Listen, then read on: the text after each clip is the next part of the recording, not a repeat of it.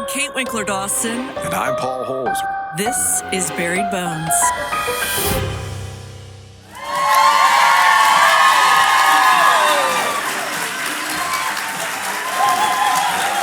Best looking crowd I've ever seen. And it's not just all the beverages that they give you on this cruise, I promise. Thank you all for being here. That's amazing. Yeah, and it's our first live show. We've never done anything like this before, so I know. Well, and it's also Virgin Voyage's first true crime podcast. Yes, ever. we're it. We're the first. First, but not the last. I know we're not going to be the last one. So, one of the things about this case that we're going to talk about, if you're true crime aficionados, you of course have heard about the Black Dahlia. One of the unusual aspects of this case, from something from the 1940s, is there's a lot of photographs because the media was allowed at the crime scene where the victim was found. As a result, I have material that I often don't have from cases that Kate picks, right? Mm-hmm. However, I'm just giving you a warning up front that I'm going to be having to talk about some very graphic aspects to the injuries that the victim suffered, as well as some very disturbing behaviors about the offender. So just be aware of that. I will alert you before I start really getting into those details ahead of time in case you don't want to listen to that. Yeah, this is a very graphic case. We've had so many people ask us to do it because they really want to hear, what Paul thinks about this case. And it's, I would consider probably the most infamous unsolved murder. Wouldn't you think? For sure. Yeah. In fact, I'm highly interested and have been highly interested in this case just because it's my wheelhouse. It's the type of case that I have specialized in over the course of my career. And in fact, I've actually reached out to LA authorities a couple of times over the last few years, just saying, hey, I'd love to see if I could help out.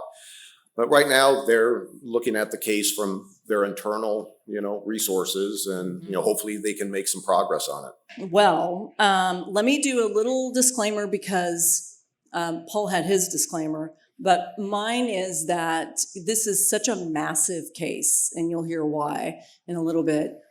This has been such a massive case. There's no way we can cram this into an hour and a half episode. So if you guys have really done a deep dive, which I know some of you probably have on this case, we haven't been able to include everything. There's more suspects than people in this room, I feel like, for Black Dahlia. So we kind of went with the highlights. All of our sources are in the public domain and also, from Paul's knowledge. But we do have some authors out there who have, their own opinions. And so when we talk about those opinions, we'll make sure that we mention who the authors are for sure. Yeah, sounds good. Okay. All right. I'm going to do the very famous quote with thing I always do. Let's set the scene. We are talking about Elizabeth Short, and this is in LA in 1947. Elizabeth Short is 22. And she is sometimes called Betty or Beth, and she's a recent transplant from Medford, Massachusetts. I mean, you can tell she is striking, and she, according to her friends, is very, very outgoing. And everybody thought she was going to be a Hollywood star, essentially. So I'm going to give you guys some background, and there's a lot to kind of go through. And I'll have Paul chime in on some stuff, but we need to know more about her. My experience with this case has been, because it is such a difficult case, and I'm somebody who talks about murder every single day, I've kind of avoided it until now, looking at the details, but I was really interested in her as a person. And of course, Paul will say, do your line. Now I want to hear your line. Victimology is huge. You have to understand who the victim is. We need to get that printed. That's his big line. We're going to have a t-shirt. Victimology is huge. So, we're going to talk a little bit about her, and then we'll get into the circumstances and all of that. Okay, so she had dyed jet black hair in high school, and she has these beautiful pale green eyes, and she had a nickname I had not heard before, Medford's Deanna Durbin. I think you had to be there in the 1940s to get that immediately. So this was a very famous Canadian-American soprano and actress.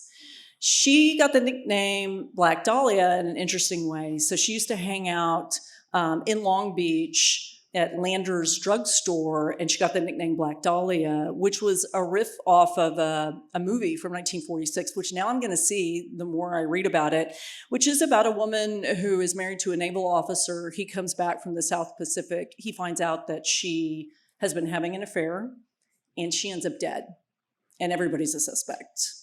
And so, of course, we know the irony with that is they said that she's, Elizabeth Short, that's her nickname. So I've always wondered where that nickname came from. Yeah, I didn't realize that, actually. Yeah. Okay. The people at the drugstore thought that Elizabeth had a very unusual look. She also liked to wear black and lacy garments and flowers, and she often pinned a flower behind one ear, and she had a rose tattoo on her left thigh, which I think we'll talk about. We will be talking about that. Yeah, and so she would kind of cross her legs to show off this rose tattoo. And, going back, though, what we talked about, I always keep hitting the wrong button here. I'm on this computer. Well, notice how Kate has two computers in front of her. I have a hard enough time with one, you guys, I'm telling you. Sorry, I'll make sure I get it straight. Okay. Well, would you say, Kate, we're talking late 1940s, and tattoos have become very accepted today. Yeah. But back in the 1940s, tattoos were often looked at as Mm-hmm. almost like a criminal type of mark, or military. Yes, military. And now you have a 22-year-old woman that has a tattoo that she likes to show off. That tells me she's got a little bit of an edge to her. She does, yeah, very much. I mean, I remember my grandmother talking about how she was horrified, and this must have been in the 70s, by pierced earrings on women. That she always had. I have a bunch of clip-ons, pearls clip-ons, so that's kind of where we're headed with this. Yes, I think she had a little bit of an edge. Sure. Okay, so there were some things that I didn't know about her childhood. She had asthma, bronchitis. Also, she was moody. They said despondent, and these are from people who liked her. Who loved her. I know people could say that about me, I guess, every once in a while. She wore makeup, a lot of makeup, they say an inch thick, which I would have to say is going to be an exaggeration, I would hope, maybe not. So here's the thing about Elizabeth Short, and I think one of the things that makes this story a mystery, and one of the reasons why people are so fascinated by it, is Elizabeth wasn't truthful about her life. She was about some things, oftentimes not about other things, or even her location, where she was heading, what she was going to do. And so I think that makes it a really fascinating case for people. So we kind of start here. She made up a bunch of different backstories for various reasons. My kid is calling me inexplicably on FaceTime right now. Glad y'all can't see it. I mean, I'm not going to take this call, but I kind of want to go, do you see? There's 400 people here. Okay. So she had a lot of different backstories. So she said she worked for Western Airlines. She said she modeled for a shop specializing in hats in Hollywood. These are very specific claims. She told her mother that she worked at a San Diego Naval Hospital. And sometimes she said that she was a war widow who not only lost her husband, but also their son. And so, my first kind of question is, I know it seems obvious, but she's obviously a complicated victim already. Sure. Well, and when you said that she's claiming that she worked at these various locations, is she being truthful about it? No. Mm-mm. So she's trying to portray herself as something she's not. And my question of why is she doing that? Is she ashamed of her background and what she's actually done? Or is she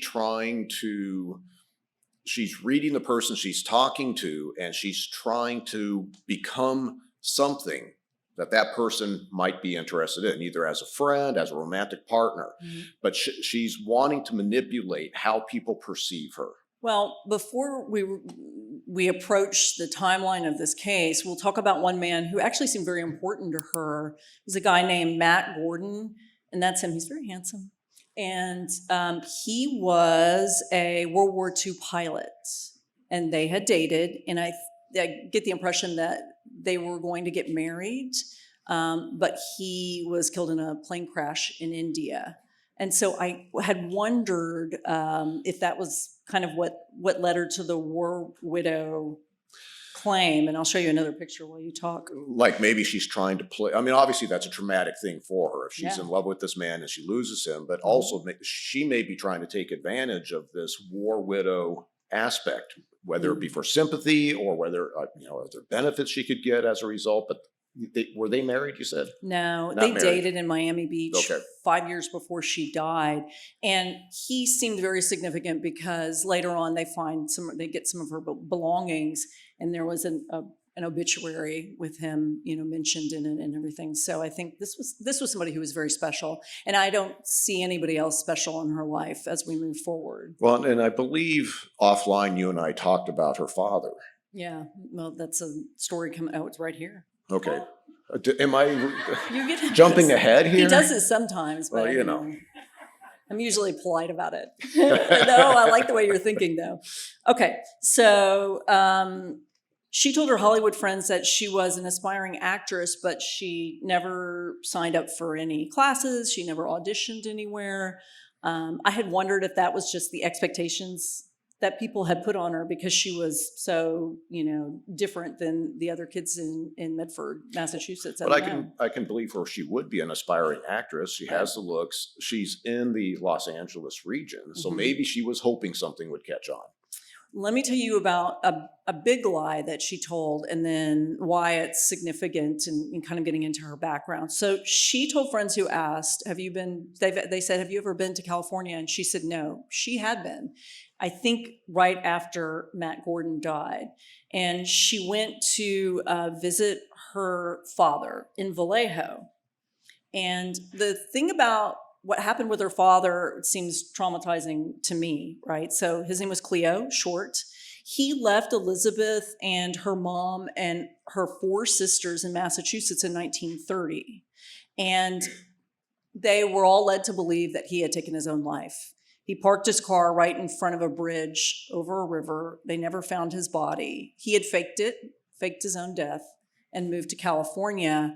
And then he ends up reaching out to Elizabeth and says, why don't you come and visit me? And she was stunned, I have to assume.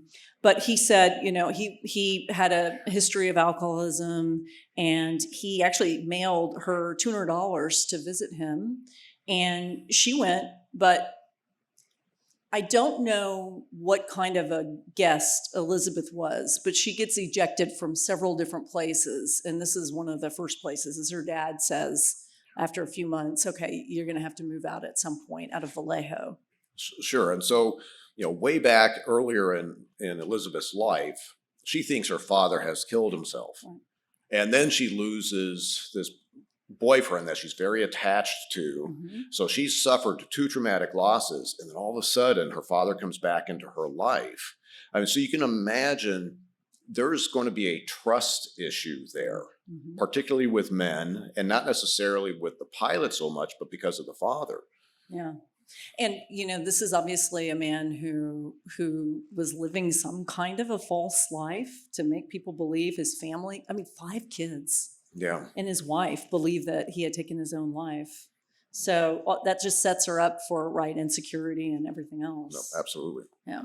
Okay. So she does something interesting. She worked at a post exchange as a clerk at Camp Cook, which was in Santa Barbara County. And so it was a training post for servicemen. It's called something different now. She was named Camp Cutie, which is, I think, when she was attractive, and then she quit suddenly. So now we start getting into people who might have been involved, but we're not sure. She had gotten into what she described as an abusive relationship with a guy that she called Sergeant Chuck. And there was a court-martial proceeding, and she testified that he assaulted her, and he was transferred overseas, but she stayed in Santa Barbara. I don't think they ever tracked down Sergeant Chuck, but that just shows you she was at the beginning kind of gravitating towards this kind of relationship. Yeah, sure. And anytime you get involved in an investigation and you're starting to dig into the victim's background, of course, you're going to be taking a look at the men that were in her background, even years prior. Mm-hmm. Could somebody come back out of vengeance? They're vindictive. Feel like they've been spurned and possibly cross paths with her again, tracked her down in order to exact that vengeance. And so here it sounds like, at least from her perspective, this was an abusive relationship. So of course the investigators are going to kind of pay attention to this guy and figure out, well, where was he at the time she was last seen? Mm-hmm. So if we're catching up here, she's 1943. She's been telling lies. We don't really know why. We've talked a little bit about the psychology, but there's no grifting or manipulation or law breaking until there is.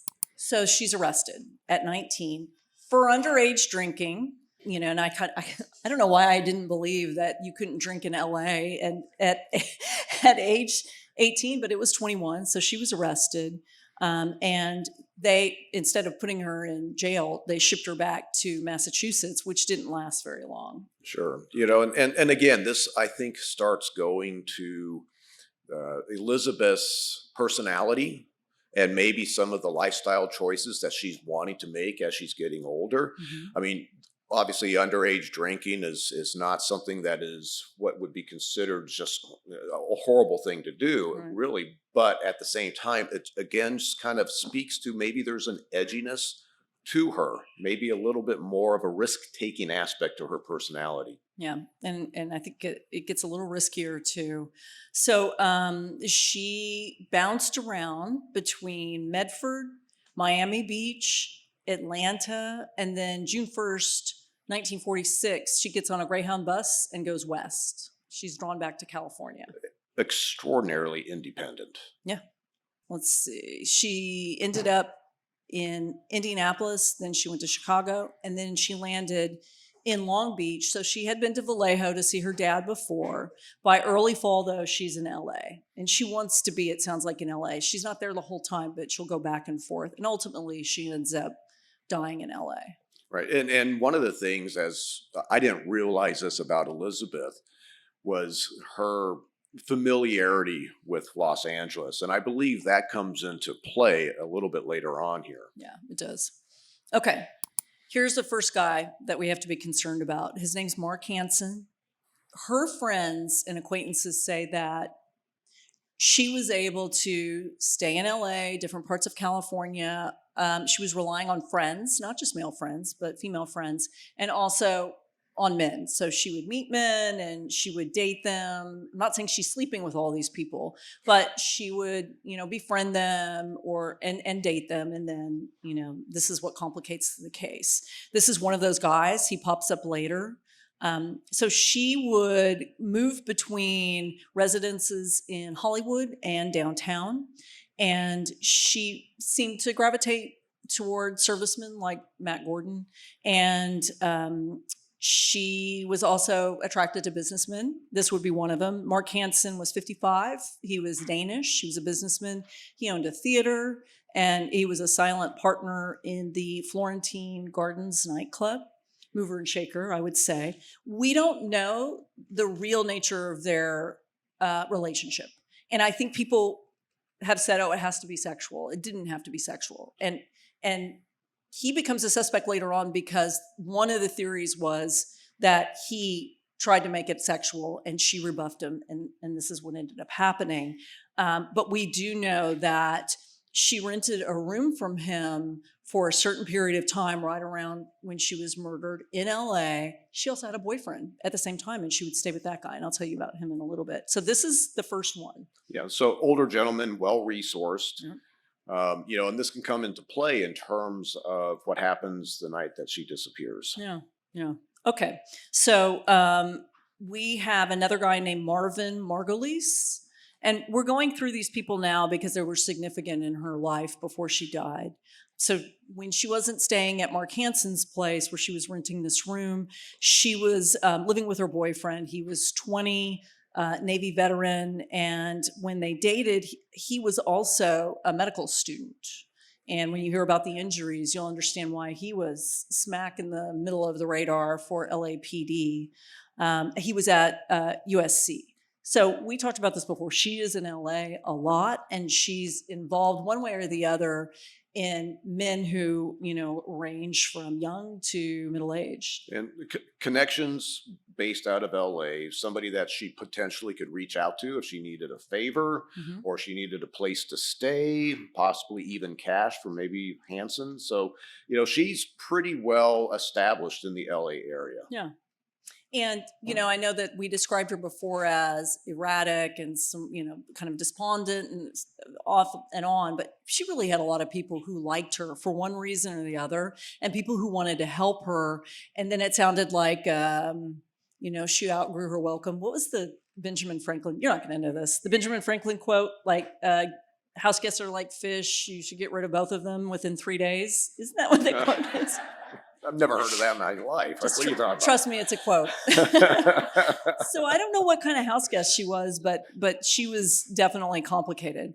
Let's get to San Diego, and then we're quickly getting to LA where a lot of this stuff happens, okay? So she goes down to San Diego, and the winter approaches and the holidays are coming up, and she had told her friends that she was going to visit her sister in Oakland. She did not do that. She caught the bus to San Diego. That night before her trip, she had dinner with Mark Hansen, the older man, and then she saw a guy that she was friends with at Camp Cook, who was he was Carl Balsinger, and he took her to the Hollywood station, and then she goes to San Diego. So when she gets to San Diego, that's December 9th. And she ends up at this all-night Aztec theater in San Diego. And she secures a place to spend the holidays by befriending the cashier, who's a woman named Dorothy French. So, like I said, likable woman, it sounds like. And but then the fish thing, she outstayed her welcome, because after the holidays, January 9th or January 8th, the French family said, you got to hit the road. And so she does. So this is where she ultimately ends up. So she ends up at the Biltmore. And this will be interesting to talk about. This is a very upscale hotel. There's a man who we'll talk about in a little bit. His name is Robert Red, is his nickname, Manley. And this is a friend of hers. He was 25 years old and married, salesman. He picks her up in San Diego, and he drives her to the Biltmore Hotel in downtown LA. He drops her off at 6:30 p.m. So this is all we know about this last night. He drops her off at the hotel. He doesn't go in. He says she's in the hotel, and she comes back out at 10 o'clock. She's wearing a black suit, white fluffy blouse, and black suede high heels, white gloves. She heads south on Olive Street, and then we don't know what happened after that. We know the state that she was found in, but she vanishes. We don't know what happened in the hotel. Paul asked me, well, was she at the bar with anybody? Never reported any of that. So she went in the hotel, came out, and then that was that. Well, and so now here you have a 22-year-old woman she's flopping, right? She's down in San Diego. She's making friends. She's very comfortable, just kind of probably sleeping on a sofa is the way I'm imagining it to a point. And now she's up at the Biltmore. How is she affording the Biltmore? Did somebody give her cash? Did she steal cash from somebody? What are her actual financial resources? But she gets dropped off at the Biltmore at 6:30. Yeah. She's last seen leaving at 10, and she's obviously made up. She's dressing nicely. She's going out. Mm-hmm. Now, is she going out to meet up with somebody? Is she going out to have some fun? Local bar, nightclub, whatever. Downtown LA, we've already established she's very, very familiar with this area. She's very comfortable. 10 o'clock at night, walking out of the Biltmore. From one of the things I want to know, which we don't have access to because the case file hasn't been released, is once she was found to have been last seen and had a room at the Biltmore, did the investigators go and confirm that? Did they talk to the front office staff? Did they check her room? Were there any phone calls made from the room or out of that room? Was there anything left at the front desk for Elizabeth? You know, your typical investigative steps to compile and maybe see, was there some prearrangement that happened after she was dropped off by Manley? So that's what is interesting to me, is do they have that information or not? And I think that Paul's bringing up a really good point in that, because LAPD hasn't released everything, clearly, because they want to work on the case currently too, what that leads to is so much speculation. I mean, we have to speculate too, because we don't have all of the information. I mean, Paul will tell you later on that they haven't released the official autopsy, right, from That's that. my understanding. He knows a lot of details about it. But because of that, that's when you end up with all of these people who have all different kinds of theories, because you have to speculate. And so that's one of the things that's frustrating. And anytime you have that speculation, that's where people, when there's gaps in knowledge, that's where people will fill those gaps in, and conspiracy theories come up. Yep. Okay, so this case is very theatrical in a lot of ways, and I'm going to illustrate that right now.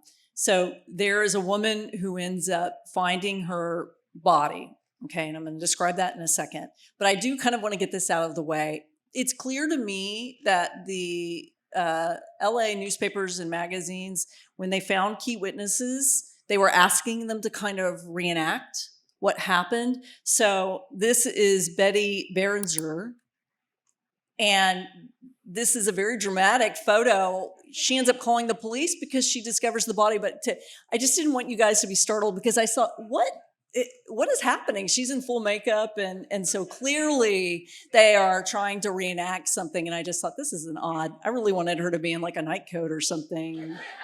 You know, but it also with one photo, it illustrates that from the very beginning, the media started setting a narrative on this case, because the media was out there at the crime scene from the very get-go. Oh yeah, huge case. Okay, I'm gonna have two crime scene photos. I am way more squeamish than any of you out there, I promise. And so I made sure that I only picked these two photos. You can't see anything, but I think it was important for Paul to be able to see, you know, where she was found before we talk about what happened. But we shouldn't be able to see her clearly here. Okay, let me tell you what happened. So Betty is out with her daughter, and they're on South Norton Avenue in Limert Park, which is 7 miles southwest of downtown LA. And on Norton, there is a vacant lot between 39th and Coliseum, and she sees what appears to be a posed mannequin. So this is the beginning of the scene. She starts describing it, and it's this mannequin that she then figures out as a body is just 8 inches from the sidewalk. It is alabaster white skin body of a woman. She is posed face up with elbows bent at right angles and legs splayed. Just above the navel, her torso is cleanly, they think surgically cut, so that her body is completely bisected.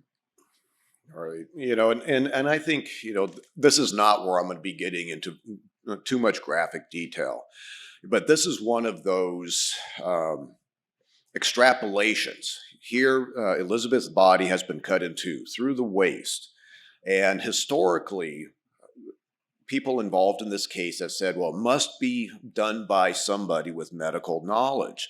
And I know on previous episodes where we've had dismemberments, there always seems to be, you know, that type of opinion. And the reality is when I look at what happened to Elizabeth, there is nothing about the transection of her body that indicates that this person had specialized medical knowledge. You know, this is somebody who could have medical knowledge. This is somebody that could be involved as a butcher, a hunter, somebody, if you're getting into certain types of predators as they grow up, they kill, torture, and dismember animals, and they learn animal anatomy as a result.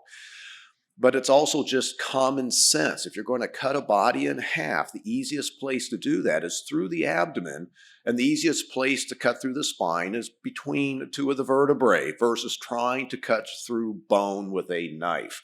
So from my perspective, there is nothing about what I am seeing with the transaction or with any other aspect, and I'll get into that later on, that indicates you're dealing with somebody that had to have medical training or was a surgeon. I do think what's important, though, is that the cutting her body in half, when I take a look at the ends of the wounds, they are devoid of any hemorrhage. She is absolutely dead at the time she is cut in two. The offender is cutting her in two for transport purposes. He didn't start this transaction in cutting her while she was still alive. And I think it's interesting because before you and I started this show, I always thought about dismemberment cases that this is just somebody who's, kind of a sick person. How could somebody do that? And then Paul brings up the word packaging, which I had never really heard before, in that how do I get rid of this person efficiently and carry them somewhere, which is how a woman could carry a very large man, and it's all about the packaging, which I thought was interesting. She's not a real heavy woman. She's 115 pounds, I think 5'4", 115 pounds, right? But 115 pounds is still 115 pounds. If you've ever picked up a 90-pound bag of cement, you go, wow, that's heavy. Let alone a floppy body that's 115 pounds. So carrying two parts of a body that each are roughly 50 to 60 pounds is a lot easier. Plus, you're able to hide those body parts easier within, let's say, a vehicle. There's no question the offender drove out to this location in a vehicle. And, part of this aspect of looking at her, Kate talked about how her arms are, bent at the elbows. Well, the reality is her hands are above her head on each side. She's laying face up. Her lower body, her legs are spread very wide. The body is positioned anatomically correct. The upper part and the lower part are in the right spatial situations, with the upper part slightly offset. This is what we call posing.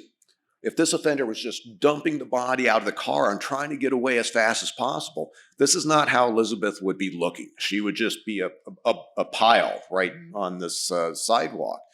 He has taken the time to put her in this position. He is in the process. He wants that shock. And so he is now, she's completely nude. She's been extensively cleaned. He has purposefully moved the upper body away from the lower body, both in terms of distance away from each other as well as offsetting. So anybody looking at this body would go, she's been cut in half. Of course, the splaying of the legs, she's absolutely nude, no articles of clothing on her body.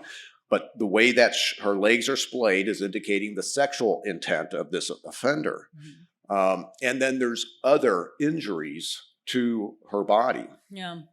Well, let me tell you, a couple more little details, and Betty goes and calls the police. The two halves are about a foot apart, which is dramatic to me. I mean, there is a clear delineation between that. And there are flies everywhere and no blood. People make a lot about this. There's no blood. And, well, she's been cut in half. So the major reservoirs of blood inside the human body have been opened up. So the manipulation of this body after it's been cut in half, you're going to have a lot of blood loss. In addition, you've got extensive cleaning that's occurred from her. However, when I'm looking at the crime scene photos, I'm seeing blood smears on her right rib cage up into her armpit that looks like a bloody hand, the offender's hand as he's manipulating the body. There's actually blood staining on the right side of her head, like she had laid faced on the right side, probably during transport. So this idea that there's absolutely no blood in her body is like, it doesn't mean anything to me. It's not like she was purposefully, hung up and, like what you see with animals and her neck cut. That's not what is going on here. She's just lost the primary reservoirs of blood in her body. And then as those body parts are manipulated, some of the smaller reservoirs of blood, of course, will start seeping out. I'm pretty confident that the offender probably did have some blood staining inside his vehicle or whatever packaging material he used to get those body parts out to this location. Well, one of the things I want to address, though, is throw up. Can you go back one slide? No, I mean, hopefully. Let me see. I'm having enough trouble already. So take a look at where her body has been dumped. And again, I use that term dump in terms of where it's been deposited. The offender has purposefully chosen this location. Everything the offender has done about where her body has been put is purposeful. If somebody's just trying to hide her body, is he going to be dumping it right off the side of the sidewalk in a neighborhood? It was a woman out pushing her baby in a stroller that found Elizabeth's body. He is purposely choosing this location because he wants it found. And he wants it found in that shocking state that he posed her body in. This, for those that are involved in neighborhood construction, obviously this is the same street. The neighborhood, the contractors have already laid the sidewalks, already formed the driveways and the street, and probably all the other stuff, as there's going to be a newer phase of construction happening in this neighborhood. He chose this location because he knew he would be able to spend the time to pose the body and not be seen. He didn't go up to where the houses are, but he knew, probably from familiarity, that in short order, once the sun comes up, her body was going to be found. Tells me he likely knew about this neighborhood ahead of time. So he must have some familiarity with this particular part of LA. Now, does that mean he's a lifelong resident of LA? No, it's just like he is not just doing this kind of what I'd call a dump and dash type of thing where he's just finding a somewhat of an isolated location, getting rid of the body. This is all purposeful. He has planned this and he is wanting attention and he is wanting to shock the people that are now going to get involved in the case. I just want to be very clear on the timeline. So she leaves the French family in San Diego on the 8th of January. She goes the next day with Red Manley up to LA. He drops her off at the Biltmore. That's January 9th. She is discovered by Betty 5 to 6 days later. So that's why there's a debate over her time of death. Okay. And then I would say she was probably kept alive for a period of time. That seems like a long time for it to be a stranger. Or is that not a long time? I mean, we've all heard the awful stories about, people being kept for years. I'm just wondering, what do you think? I think there's going to be some insight as to, not necessarily specifically who, but the type of offender that killed Elizabeth. And you'll see where there is a possibility that offender could have kept Elizabeth alive for a period of time. Let me tell you one more detail. When they move her body to their vehicle, the deputies notice that the grass under the body is still wet with dew. And they think that must mean that she was murdered somewhere else about 10 to 12 hours earlier and brought to the site earlier in the morning. Sure. So the dew is set and then the body is placed on it. And by 10:45 in the morning, the uncovered grass is dry, but the grass that's underneath her or the plant material is still wet. So I think that's actually a good observation. It doesn't necessarily, it shortens the window, but because when you start talking about estimating the time of death, these are big windows we're talking about. So he's saying, pathologist saying 10 or 12 hours, it could be hours on either side of that range. So at this point, do you want to get into more detail about what's on the scene, or have you covered everything as far as the way that she's found? Well, I think, in terms of the observations at the scene, or just from initial observations at autopsy, and most people who are familiar with the case are aware that her mouth has been cut on both sides, from the corner of the mouth extending towards each ear. And so that's a very visual aspect that even the media and the person that found Elizabeth notes. That is a very startling looking injury that the offender inflicted. The other thing that's important to know at this point in time is that Elizabeth's both wrists showed evidence of binding marks. Both ankles showed that, as well as there appeared to have been some cordage of some type that had been wrapped around her neck. However, it had not been used to strangle her. Okay, so they found several fibers, which they concluded were bristles from a stiff brush, are found in her facial lacerations, her breast wounds, her pubic region. On a tire track found in a nearby driveway, there is a smear that might have been left by the heel of a bloody shoe. And other blood spots are found 1 inch from the driveway's curb and on a canvas bag emptied of cement. They eventually match Elizabeth's fingerprints to the ones on she got arrested, so that's how they were able to ID her. Right. Of course, the brush bristles, there's no question Elizabeth's body was extensively cleaned. And it's more than just, rinsing the body in a bathtub. The offender is actually taking a brush, it sounds like, in order to be able to more thoroughly scrub her body. Now, this is in the day well before DNA and ABO testing, so why is he spending so much effort to clean the body? Part of it I thought of, well, is he concerned about bloody fingerprints that he may be leaving behind on her body, which is a possibility.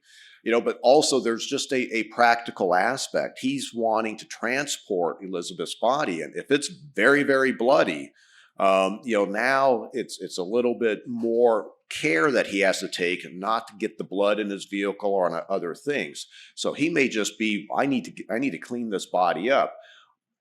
I also think there may be other things going on, and I'll address that later. Yeah, I was going to ask if you've seen this situation in more modern cases where it's not any of that, it's like a fetish or something, like they feel that needs to cleanse the victim. Well, when I've had cases in which victims, and sometimes there are sexual assault victims that are made to clean, they are made to go in the shower, and sometimes you have other bodies where, like I've got one case in which bleach had been extensively used on this woman's body.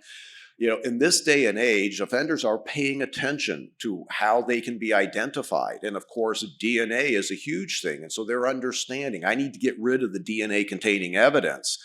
That's where, in the 1940s, what is the offender thinking could be used to get him caught? And it would be fingerprints back then.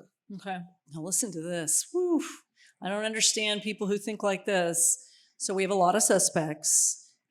In the 40s, there were, during the initial investigation, 60 people who confessed.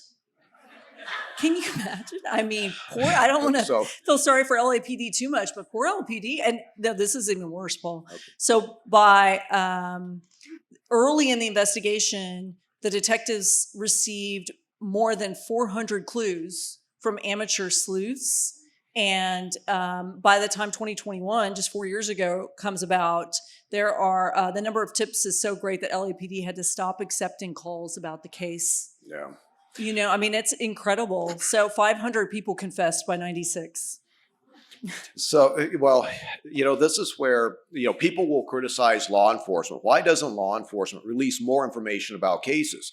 It's because unless you have that identifying evidence, like DNA evidence that and can prove came from the killer, you need to be able to have details that during an interview, the actual killer would be the only one that would know those details. It's what we call holdbacks. Because the reality is that law enforcement sees these nut jobs that are willing to confess to a homicide like this. This is not just in these high-profile cases. You have these types of individuals that will come forward in the most mundane case. Or you have other people out there in the general public that are sending in, during the time of this case, handwritten letters. And they think they have some sort of knowledge that's going to help law enforcement solve the case. And they're all false leads. And then now today, because of the internet and all these online sleuths, and some of them are, I'm not going to disparage them all, some of them are really talented. Don't disparage them, because some of them are probably here. Yeah, it's possible. But I bore the brunt of the early online sleuthing community, both for the Zodiac and the Golden State Killer case. And I can tell you, it is overwhelming when you are a sole investigator and you have 30 people giving you tips and asking, well, what have you done with my tip? I can tell you San Francisco PD basically for Zodiac is going, we're done, because we can't deal with the amount of stuff that's coming in. Yeah. Well, let's talk about our first viable suspect. It's our man, Red Manley, the 25-year-old married salesman who was the last person beside the person who killed her to see Elizabeth Short. So he is arrested because of that, right? So they put him in custody, search him, question him, and then the beginning of more theatrical photos. He's taking a polygraph test. He looks suspicious, doesn't he? Even in the 40s, I mean, my second book was based in the 20s. Even in the 20s, they knew that polygraphs should not be admitted in court. So he passed, just for the record, he passes 2 of them. So he passes 2 polygraphs. Yeah. Does he have an alibi? He does have an alibi, and as we'll find out, he is trying to be helpful in the case, but we don't know how helpful. Okay. So, I mean, this is, investigation 101. The last person to see Elizabeth alive, it's like, okay, what happened after you two parted ways? And did you guys reconvene at some point after she left the Biltmore? Mm-hmm. Carl Pausinger was the old friend, it doesn't even say boyfriend, old friend from Camp Cook. And he's the one that took her to the Hollywood bus station to go down to San Diego for the holidays to live with the Frenches. So he's interviewed the day that Red is released. Carl looks suspicious, the first of many. And in 41, here's why. Bausinger's schoolmate in Kansas City was murdered. Her name was Layla Adele Welsh. She was a beauty pageant queen in the late 1930s. So she was beaten with a stonemason's hammer.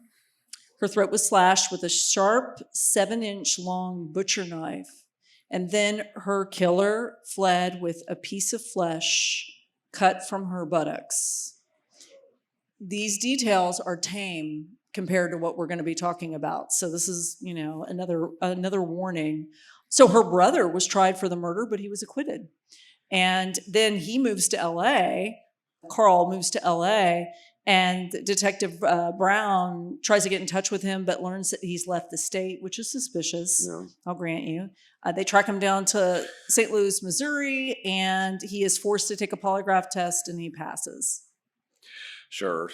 And this is where, in a case like this, and you're digging into Elizabeth's life, and you run across somebody that has a connection to her that also is associated with another horrific crime, you're going to pay attention to that. However, I can't tell you how many times looking at suspects do I find weird circumstances that initially you go, oh, that seems important. And then it turns out I end up eliminating that guy with DNA, and it was just a coincidence. One of the things I've experienced personally with Golden State Killer is that when you cast a wide enough net, let's say I were to go and investigate every single man in the audience, I can guarantee I will find some of you that have weird circumstances where I'm going to go, you know what? I better dig into him some more. That is just part of working these types of cases.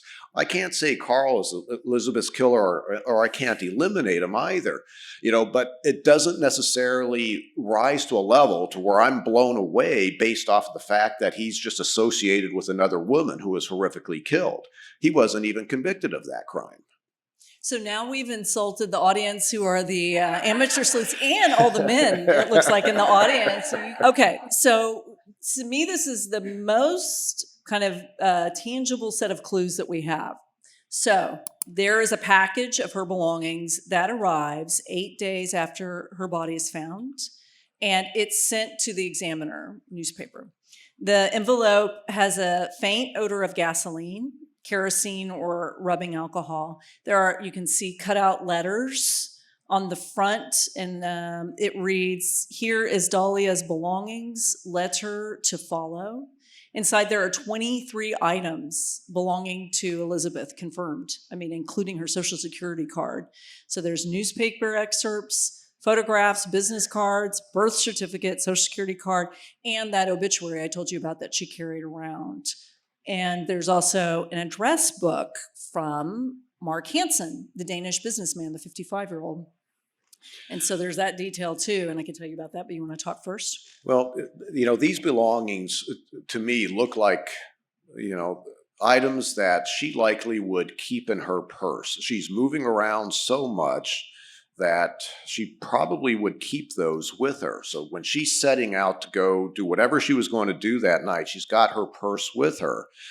The killer ends up acquiring these belongings. And then this is entirely consistent with the psychology of how her body is posed for the shock. He wants attention. Now he's seeking attention. He could have sent these in to law enforcement. Do you think the law enforcement would have run to the newspaper and say, "Look what we got"? Mm-hmm. No, he sent them purposefully to a media outlet. What does this sound like? Zodiac, right? In terms of the type of psychology, I want attention. And I'm going to tell you right now, whoever killed Elizabeth is not the Zodiac. But I'm just saying that there is this narcissistic need to reach out. We see this with BTK and Dennis Rader. This is very different than Joseph DeAngelo, the Golden State Killer, who does not want any attention at all. There's more stuff, as I had mentioned, in this package that was sent. So there is, in her belongings, a brown imitation leather-bound book with gold letters 1937, as you can see, and Mark and Hansen printed on the cover. Inside, the addresses for nearly 75 men are listed in Elizabeth's handwriting. Even though the envelope has been doused with something, gasoline, I think is what I had heard last, and handled by a lot of postal workers, the detective does for fingerprints, but he can't find anything. So gasoline or any kind of solvent, would that just be a no-go for people pulling prints off something like that? Well, what's interesting, if you go back to the last slide, even though there's maybe an odor of kerosene or gasoline on these items, there's actual ink on these items that with that type of solvent would start to run. I'm not seeing that. Plus, here is Dahlia's belongings, that, magazine article, words out of magazine that's been, taped or glued onto there. You can see these smudges. Well, that to me looks like it's been processed by a fingerprint processing technique called an anhydrine. So I'm questioning whether or not these items were truly doused in a solvent. There may have been an odor, but that may be more because maybe they were up against something in this guy's trunk, and some of that odor got onto these paper items. It's just like when you pump gas, and you get in your car and you can smell the gas on your hands. Mm-hmm. I have a feeling that's more like that, because I'm not seeing evidence that these things were saturated with a solvent.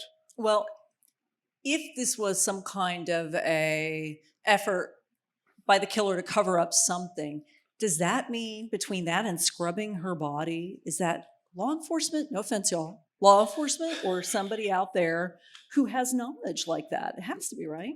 Well, or it's a reasonably intelligent person that is understanding that there are things that law enforcement does that could get him caught. And so he's taking steps. This is risk management by the offender.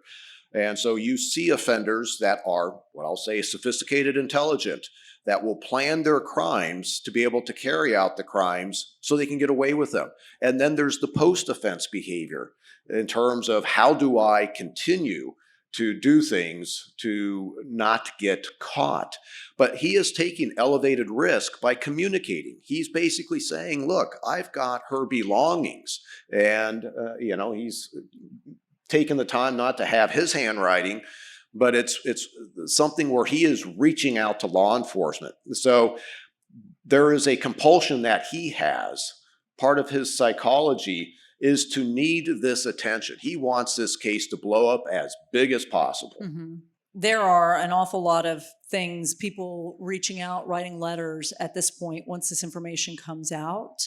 There was a story that I told you that I think I'll just throw out there to the audience listeners here, that the Examiner says that they've got a phone call from a mysterious person saying, I'm going to send this package, and it happened the day before the package arrived. And maybe this will be kind of the beginning of the investigation. But we talked about maybe dismissing that kind of a phone call. Well, this is where if the killer is calling into a reporter, is that reporter immediately calling up law enforcement and said, I just got a phone call from this guy? That's what I would want to know. How early was this documented before a package actually arrived? I kind of suspect that once the package arrived, the reporter said, oh, I remember receiving a phone call. Then I question, is that reporter telling the truth, or is he looking for attention himself? Well, they get a bunch of letters and to different newspaper outlets, and nothing can be attributed directly to the killer except for the package of her stuff. And the police suspect that the journalists are actually writing the letters themselves. I mean, come on, distrustful with journalists, I guess, to get attention for the newspapers. And so any letter that came that could have really been from the killer was pretty much immediately dismissed because there was no information that was unique. And I know how important you say that is. Well, and again, now you have people who are wanting to insert themselves into the investigation. Either they genuinely think that they are helping, or they get some level of satisfaction from the fact that they are part of the investigation. Even if it's so small as sending in a letter saying, hey, you need to look at so-and-so. Yeah. I think the LA Police Museum has a great display, which is, they call them crank letters. That's literally what the display is, crank letters and Black Dahlia. So I wanted to put that one up. Okay, another big break comes with the dumpster, right? What I refer to as the dumpster discovery. January 25th, Elizabeth's black patent leather purse and one of her suede high heel shoes are recovered. They had been reported the previous day by a cafe owner who found it, in the dumpster. He had spotted the items. And this was about 15 blocks, about 2 miles from where Elizabeth's body had been found. He says they were not there the night before, Thursday night, the 2 days before. And he said that by the time the police acted, the trash had been collected and dumped at a nearby byproducts plant. And it's, 8 miles away from the cabin or from the cafe at this point.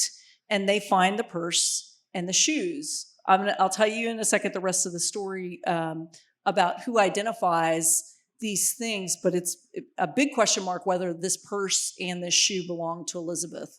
Right, and that becomes a question, because if that is her purse, and then he had the killer actually sending in her belongings, the purse is the source of that type of material. Mm-hmm. But the question is that truly her purse?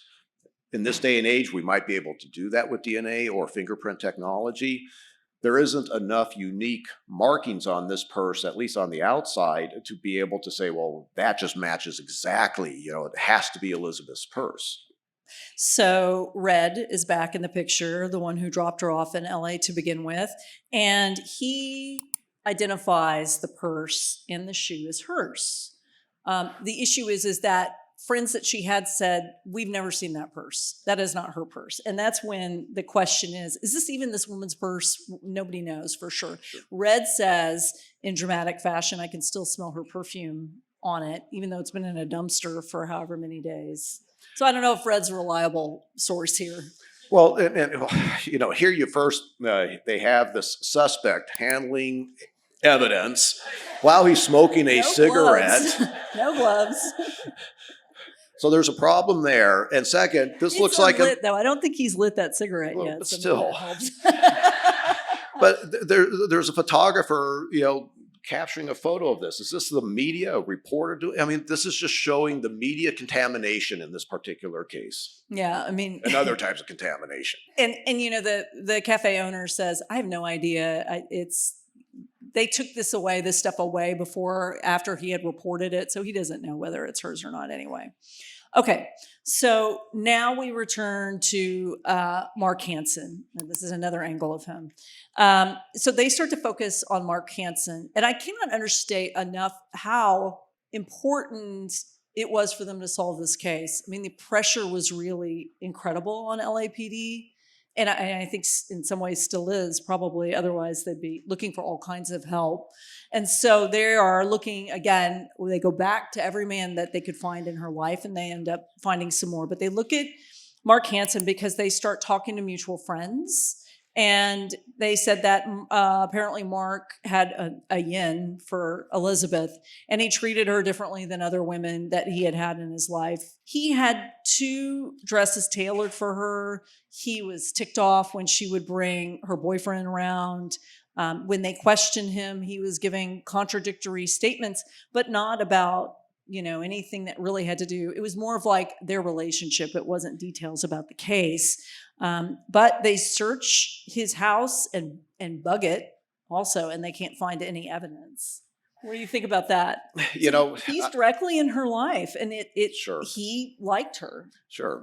But at the same time, this is where, as I evaluate this case, up front, I can't necessarily say, of like the names of the men in her life, anybody stands out above anybody else.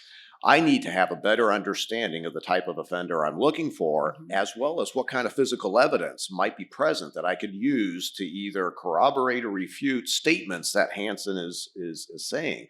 As of right now, he's just a man in her life. There needs to be something more that says, okay, there's something about him that potentially could indicate that he is her killer. Right now, anything that you've told me is it's just facts about him. Yeah, and I mean, they're not going to let go of him just yet, but they're becoming very frustrated. So now we're back to the surgical precision and how they're convinced that, I mean, all the way back to Jack the Ripper times, we know that with profiling, if there's something that looks even remotely like a doctor did it, poor physicians were under fire for it. So given the precision of her body, the way it was cut, medical professionals become the early suspects. So Margoliss, he was the one who was her boyfriend. He was a medical student at USC. She would live with him off and on, but she was also living at Mark Hansen's at the same time. He had gone through part of the war and was very traumatized, PTSD, and people said that it changed his personality pretty directly. So in one psychiatric report, it said that he had time and training where he had ample evidence of open aggression, being resentful over not granted instruction in operating technique, which it sounds like was probably a good idea not to give him instruction on that. There was no physical evidence, though. No, there's nothing there. Yeah. To be frank, this is often what I see, because I have fallen into traps myself where I start taking a look at certain circumstances about a suspect and then go, oh, there's significance in the case to these circumstances, and where I have failed and where I often see other investigators or even, and especially in the online community, is people are missing. You have to establish a nexus to the crime. You're looking for the person who actually committed the crime, not somebody who had some sort of geographic location to the general proximity of where the crime occurred. You need more, and this is where you really, if you start getting somebody that you're really digging into, you start narrowing the scope, if you will, starting to focus in to where now all of a sudden This man is showing a nexus to the crime one way or another. There's something that is now popping where you go, okay, now I've got something real versus, he might have been in the area. Okay. So now we're going to go to a mysterious location where police wonder if this is where she was killed. Okay, so we're at the Astor Hotel. And in 1949, there's a new investigator named Frank Jemison. He takes the lead. He learned, now this is 2 years after this happens, he learned that there were bloody clothes that had been found in a room at the Astor Hotel, which was about 4 miles from where Elizabeth Short's body was found.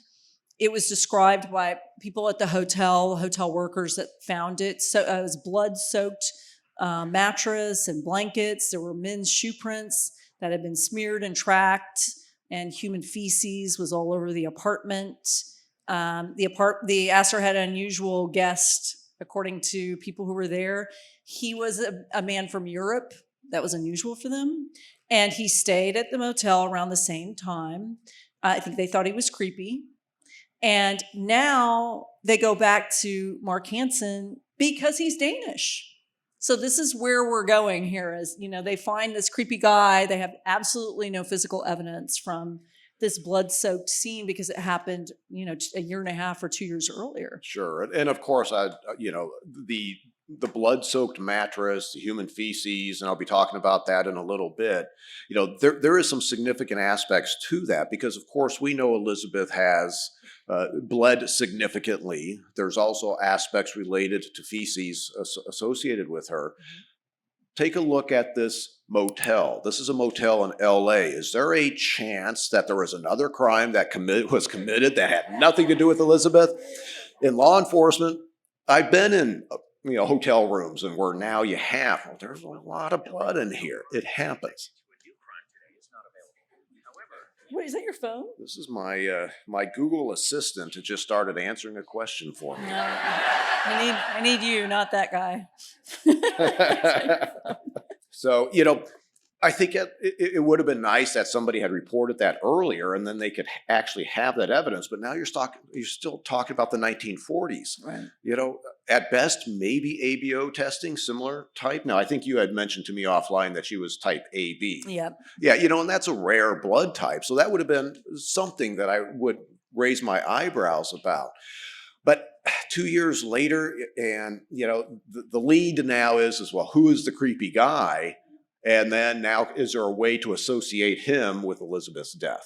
So far, this guy is not, Mark Hansen is not directly connected, except that he was in her circle so far and he had feelings for her. We don't understand the relationship. Okay, now we're going to get into two of the most publicized, because they were in books, theories that are out here. You want to contradict me? You can. You're welcome to. No, I'm not. I'm just waiting for you to feed me the info. Okay, here we go. There's a doctor who sounds like an awful person. His name is George Hodel. Oh, see, I heard it. Somebody knows about this name. Okay.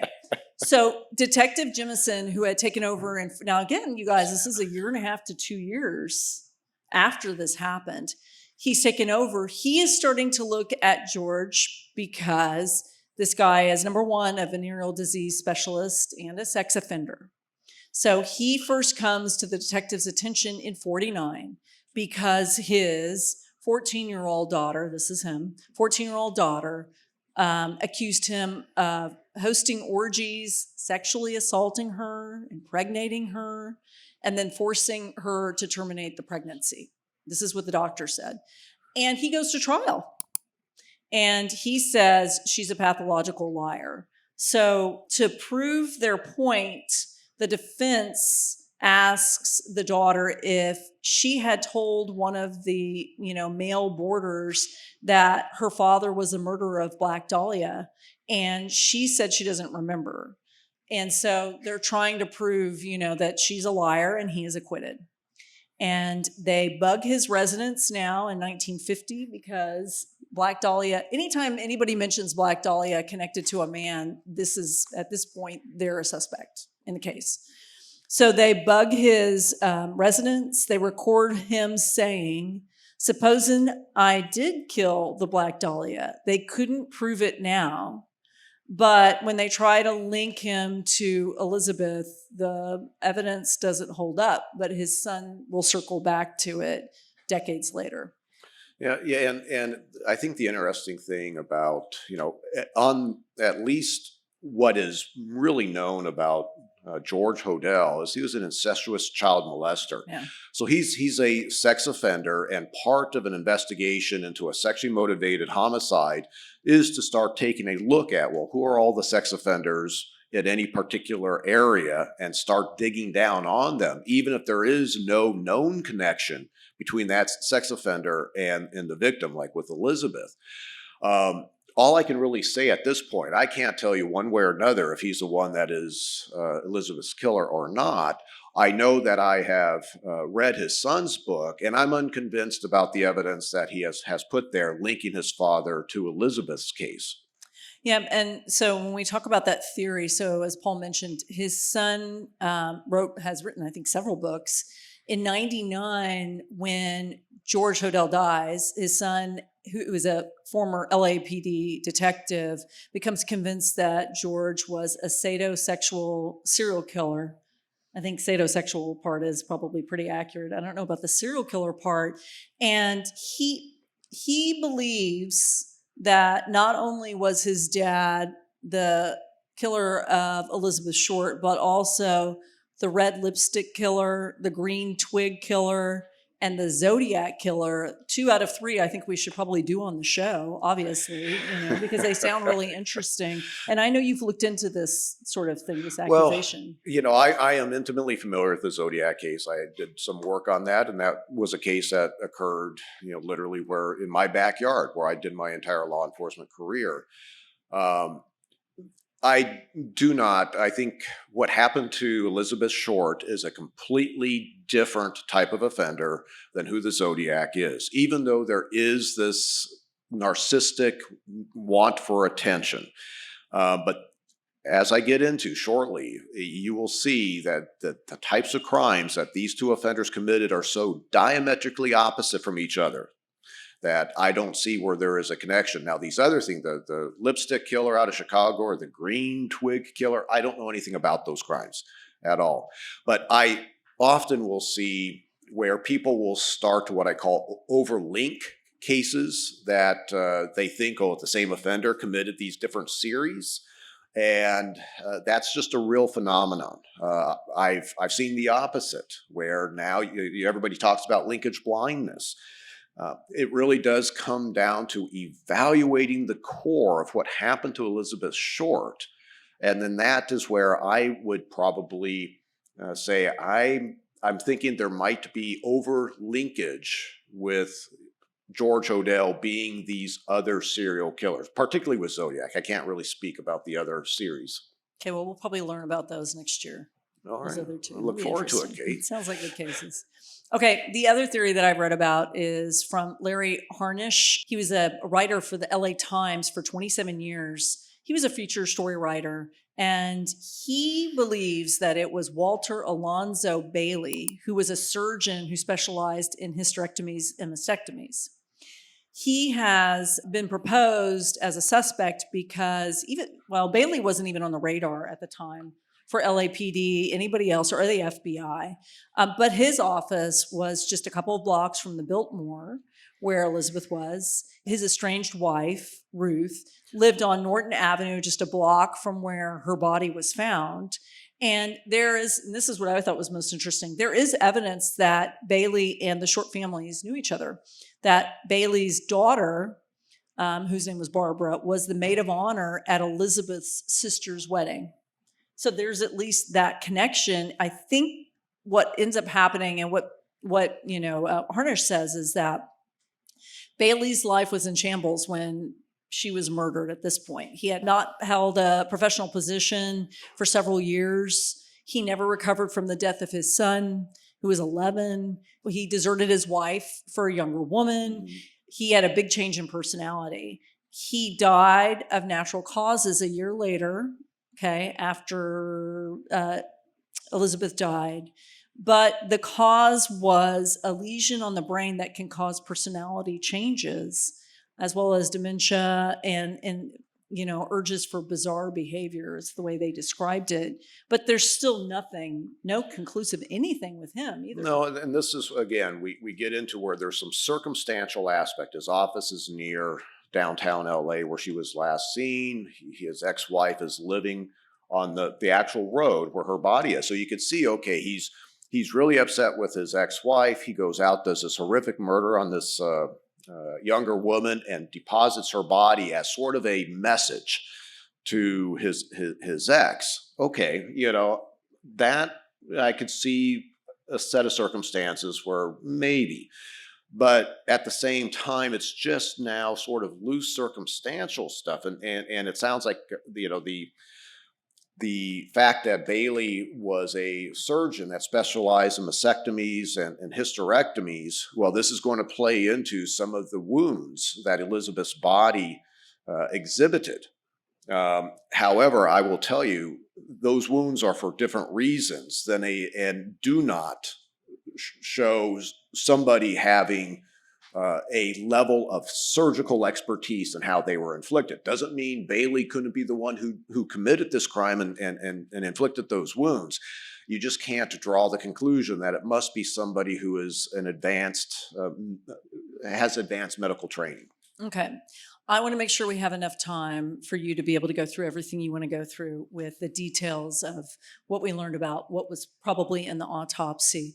I will shorthand very quickly what happens next. We don't know if there's any DNA evidence that had been collected. It looks like they wanted to try to get a toxicology test. They lost her organs in 1947. The speculation is they were thrown away after the autopsy. The postmortem report, as we talked about before, is not available. And, it's been, I think, very, very frustrating. People have cried out that this is a cover up from the LAPD because they screwed up. Of course, they deny it. And they were able to analyze her, the blood from the fibers on her body. She's an AB, which, as you said, was a rare blood type. And they think that the bristles that were found on Elizabeth's body were made of a plant material like palm tree fibers, which are used in cheap brushes, essentially. And, they're trying to settle on time of death and the kill site, which they cannot conclude anyway. So at this point, you can kind of get into your details. Paul's got the stuff that I don't even want to look at, which is on his laptop. And so I'll just, let me skip through these guys that I'll keep her up then. Sure. Well, let's just go through some of the more disturbing stuff, I think. Sure. So this, like I mentioned at the beginning, this is where I am going to be talking in graphic detail about her injuries, and I am going to be talking about some offender behaviors that will be disturbing. This is a disturbing case to me. So just recognize that. I am not showing any of the images at all. We actually talked about it because if I were in front of law enforcement, I'd be showing and saying, this is why I am forming this opinion. I have to verbally describe it. So just kind of be patient as I go through this. And I'm going to kind of step backwards. I'm going to start with the post-mortem aspects, which we've already talked about. She was cut in half, and I've already expressed my opinion. This happened post-mortem. Even the pathologist who did the autopsy reportedly also formed that opinion. She was also stabbed 3 times in the center of her chest post-mortem. This is now the offender is targeting her heart, right? He is ensuring that she is dead, probably before she transects her body. That rose tattoo, that of course Elizabeth was very special, it was very special to her. Well, that was excised out. There is almost a perfect looking square, maybe 3 or 4 inches on each side. The margins of where that tattoo, the wound margins, are indicating this was done post-mortem. That tattoo was found in her vagina. It had been shoved up inside of her. When we see tattoos being excised nowadays, Typically I've got cases going back several decades in which oftentimes bodies are dumped, but the identifying features of the body are removed. And usually what we'll see is the head is gone, the hands are gone. Why? Because the teeth can be used to identify the person, the facial characteristics can, fingerprints can. The offender sometimes will excise tattoos because the tattoos are being recognized as a way that that body can be identified. So the offenders will take these steps to delay identification. I'm not sure this is what Elizabeth's killer is trying to do, because he's leaving the tattoo within the body. And only he can really answer the question of what that means, whether that was, he knows that was important to her and he's just having a thought on how he can just further, desecrate her. But that's where he is modifying her body post-mortem. The marks on her wrists, her ankles, and her neck. As I mentioned before, these marks are not deep, what we call furrows, and a pathologist can say, hey, I've got, the skin will stay indented if somebody had been tied up. None of these are deep. I first can say she was not hung up to be bled out. No question about it. I will also say that the marks around her wrists and ankles are so light that if they were used to bind her, she wasn't resisting against that, nor were they tied very tight. The important thing to me is the neck, is that also is not deep at all. It was not used to strangle her. The death certificate is not listing strangulation as cause of death. The neck is all soft tissue up front. When somebody has had, cordage wrapped around the neck and pulled tightly, even if they're not killed, you sometimes see some significant furrows. That's not what's happening here. One feature that really stands out to me is there's a linear series of circular marks on the backside of her neck. These marks, almost all of them look like they're the same size, they're evenly spaced, and they're in a linear distribution. Some have attributed these marks as cigarette burns. They do not look like cigarette burns to me at all. This looks like a feature of something that was pressed up against the backside of her neck. And I believe that it's very possible that that was the underside of a restraint that the offender was using to tie her down. She is in a 5-point restraint system. And I use the term system loosely. In my opinion, she is spread eagle and she is bound at the neck. The first thing I'm going to address is her right nipple and surrounding skin have been excised, and that was never recovered. When I take a look at the margins of the wound to her right breast, it's showing that this occurred while she was alive. There is bleeding in the margins. As I further look at this, I can see where practically all the underlying breast tissue is present. Other cases that I've worked in which breasts have been excised, oftentimes the entire breast is removed. In this particular case, it is the nipple and the skin. On the sternal side, the inside chest part, it is a nice, clean, straight margin. But then as you get to the outer side of this wound, it's scalloped. Well, this happens when you see the skin being pulled very tightly, and then once the skin on one side is cut through, then the remaining skin forms like what do you want to call it, fluting? And when it's cut through as it's stretched, the remaining thing is going to be in this scallop thing. This is Hugely significant. This is the offender who is purposely removing her right nipple while she's alive. This is a sadistic act, and we see this in certain subcultures.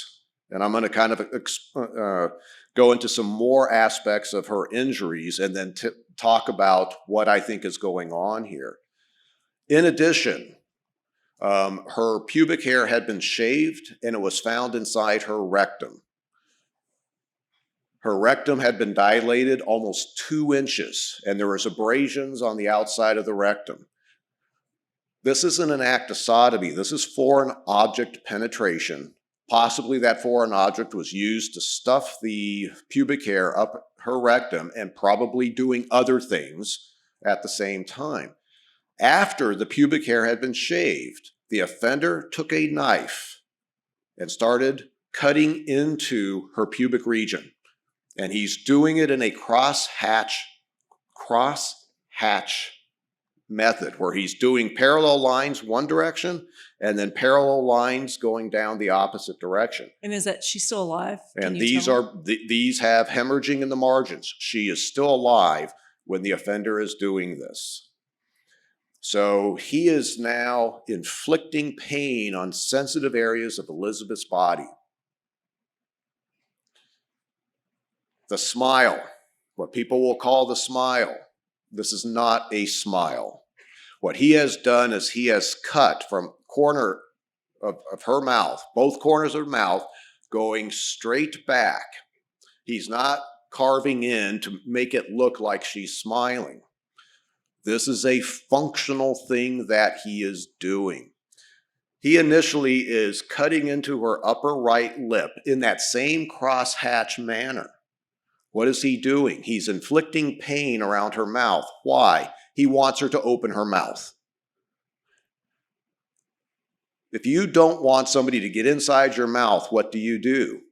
You clench down. You close your lips.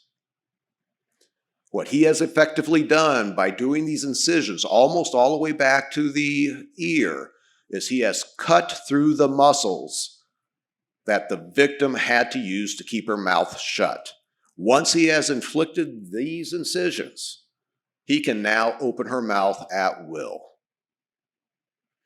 The pathologist notes that inside her stomach was feces. This is where it becomes, this is dark. This is where I teach law enforcement a serial predator course, and I start out by saying, know thy enemy. Predators, these sexual deviants, they do things that the average person would never, ever consider. And you have to understand the various paraphilias that these guys fantasize about. And one of those paraphilias is coprophilia or scatophilia. This is sexual arousal by feces. Either you're interacting with it yourself or you're watching somebody else interact with it. Some think that the transection of her body is why there was feces in her stomach. No, her intestine was cut up at the duodenal level. This is the top of the intestine where stomach contents are first entered into for the liver and the pancreas to start feeding their digestive fluids to help do it. A pathologist will never, ever misidentify that as fully formed feces. So if the pathologist was correct and she has feces in her stomach, she ingested it. Do you think she did that voluntarily? No. She is fighting against this offender by keeping her mouth locked while she is in this 5-point restraint system. And he ends up going, nope, I can do this to you, and he does it. And so now he's putting, my opinion, he's putting feces into her oral cavity and making her swallow. If she wants to breathe, she's going to have to swallow. It's also possible, based on the subculture that I think this offender is likely out of, that there could have been a ball gag placed in her mouth as part of this restraint system. What was done to Elizabeth is done by a sexual sadist. This is the worst type of offender that you can run into. And I would not dismiss the possibility that this offender has a purpose-built space to do this to women. How many times across the nation have there been men who have these torture rooms or dungeons found, sometimes because they have committed homicide, sometimes they're fantasizing about doing it. Other times they're enslaving women, and that's a different type of offender. This is a sexual sadist. And so, in my opinion, I think the most likely scenario is Elizabeth went out for a social night. She went to a bar, she went to a nightclub, and she ran across a guy that somehow isolated her away and got her, whether it be in a bed and spread eagle, and now he is getting sexual gratification from inflicting pain. Once she is dead, everything he's doing at that point is just matter of fact, because sexual sadists get off on hearing the screams, hearing the writhing that their victims are doing. There are case examples that victims who are being attacked by a sexual sadist, they play dead. They're like, I'm done. And these guys will push off and walk away because their sexual gratification comes from the torture that they are doing. When you look at like the right nipple, you'll see, if you watch, part of what I've had to do, and this is because my mentor in the behavioral space, Sharon Hagan, says, Paul, you have to see what these guys are looking at to develop their fantasies. Sharon would go into the adult bookstores and look at, pull the books off the shelf and start taking a look at what these guys are consuming. And of course, now it's all online. If you pay attention to the hardcore BDSM porn, what do? They put clamps on these women's nipples and pull them super hard. If that were to be cut while it's being pulled like that, it is going to be exactly what happened to Elizabeth. The cross-hatching in the pubic area, the fact that I'm going to force you to open your mouth, in my opinion, is what's happening there.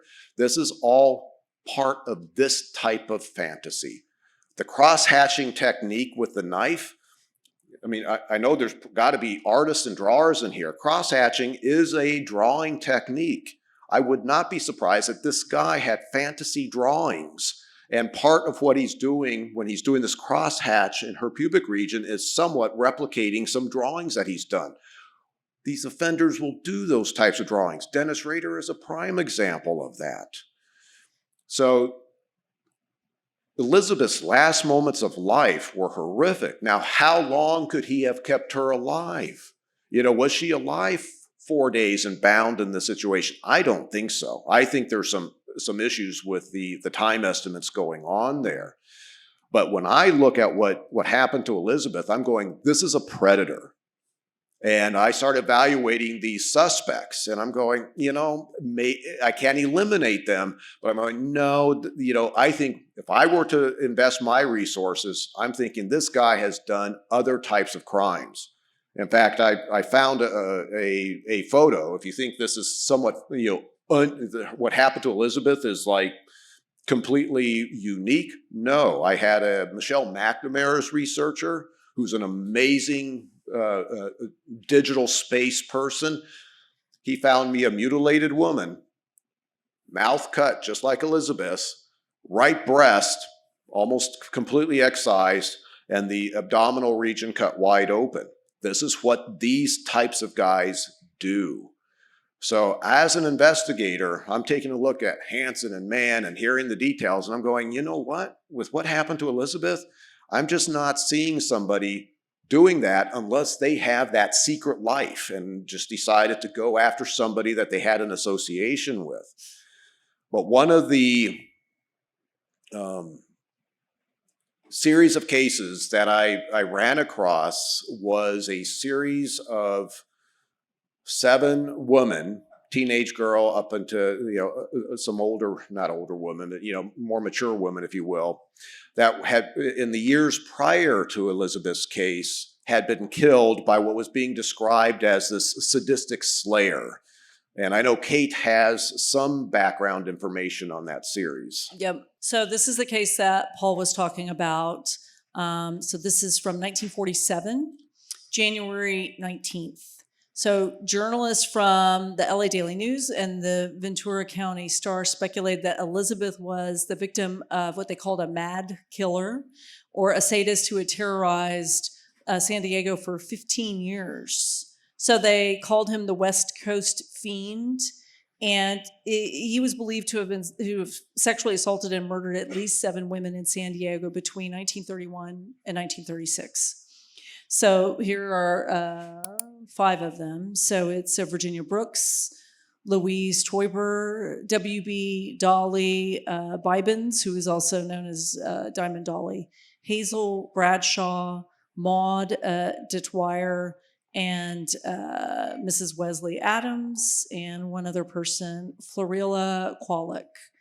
So what they say happened was that they were sexually assaulted, savagely slashed, sometimes as many as 17 times, and dismembered in one case, strangled, and the murderer transported their bodies to well-trafficked areas where they were certain to be found.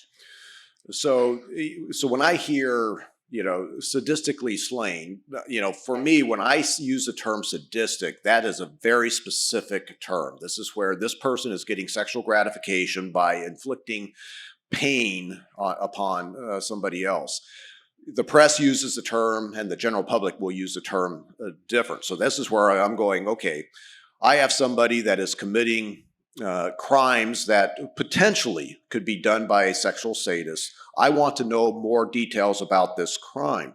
But then there's certain behaviors, at least in the newspaper article I'm looking at, where I go, oh, hold on, there is something significant here. One of the women, I think it was Louise Tauber, she's raped, killed, and then moved to a different location where she is now strung up between 2 branches of 2 different trees on display. He's posed her. Elizabeth was posed. Whoever killed Louise Tauber down in San Diego, he is wanting that shock and awe, just like Elizabeth's killer. So now I'm going, there is enough going on here where I want to know more about these San Diego cases. I personally think, even though Elizabeth had a connection she had just come from San Diego, has that connection to San Diego, I think that's likely coincidental. I think if this is the same guy, he's operating down in San Diego and then possibly relocates up to LA and then somehow, some way crosses paths with Elizabeth. And that's just my kind of working investigative theory right now, but it's just based upon, I'm interpreting what was done to Elizabeth, going, this isn't Robert Hansen. This isn't, these other guys. Can't eliminate it, but they are lower down on my priority list than, let's say, the guy that was responsible for the San Diego series. Okay, I have a question that I hadn't thought of before. Were you talking about the bindings on her feet and her wrists and her throat? They weren't cut into the skin in a way where it looked like she was fighting really hard. Is that right? Yeah, it does not look like somebody that is like really fighting and abrading, but she is restrained at those 5 points. I'm absolutely confident of that. Well, what I'm wondering is, since they didn't get toxicology results because they threw away her organs, is there a chance that it's like that, the lighter marks, because she was drugged really heavily when this was happening? I think there's a really strong chance of that. Plus, she also has blows to the head, significant enough to cause some bleeding in what's called the subarachnoid space. The pathologist didn't think it was sufficient to have caused death in and of itself, but she also may not be fully cognizant, and that may be where she's overpowered. The offender gets her to a location, whether it be to his vehicle or inside his residence or a hotel room, and now he's overpowering her. She's not completely cognizant, and now he's able to get her restrained and then start doing the sadistic acts to her. So now you know why I had so much anxiety about the Black Dahlia case on this cruise ship. I know we all want to have fun on the cruise, right? I'm sorry to be the downer. You need an extra drink after this. But we wanted to end, of course, with Elizabeth Short, because, I have kids, and Paul does too, and my kids and his 2 youngest kids are basically, within a few year range of her. And, we don't talk about her mom or her siblings. She had 4 siblings, or her dad for that matter. But, so much has been focused on what guy who did this, that we know that the victims get lost sometimes. No matter how much she lied, no matter who she had in this black book, no matter what she did, this was an illustration of just how terrible things can go. But, at the same time, the fact that we're still talking about this case, I am hoping LAPD will reach out to Paul or somebody who can help, right? And he has a good relationship with them, but it's a situation where there's a lot of resources out there, and certainly we're hoping to get a resolution to this. But regardless, I mean, what a life she could have had. She was 22, and things could have changed for her pretty dramatically. So this is one of the sadder stories. I'm sorry to leave it with you guys like this, but this is the reason why we do the show, so that we remember victims. This is why we do it. Yep. And I just want to thank everybody for, sitting through this, and hopefully you have a better understanding of this case. And thanks so much to iHeart and to Virgin. And you got to get started on that true crime only cruise, just like the Murderous Lady or something. I don't know. Thank you all for joining us for Buried Bones. Thank you so much. Thank you. Thank you.